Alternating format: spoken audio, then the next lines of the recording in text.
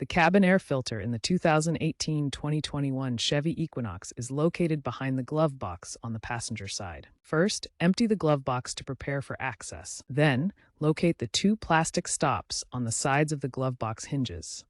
Depress or squeeze them to release the glove box, allowing it to lower fully. Behind the glove box, you'll see a rectangular plastic cover secured by clips or screws. Remove this cover using a trim tool or screwdriver. Once the cover is off, you can slide the old filter out horizontally. Note the airflow direction arrow on the filter frame.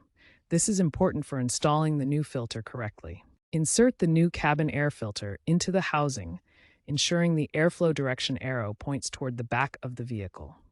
Make sure the filter is seated properly in the housing. Replace the plastic cover and secure it with the clips or screws. Reattach the glove box stops and close the glove box. Start the vehicle and turn on the fan to test the airflow. You should notice improved air circulation. Regular replacement every 15,000 to 25,000 miles helps maintain HVAC efficiency and air quality.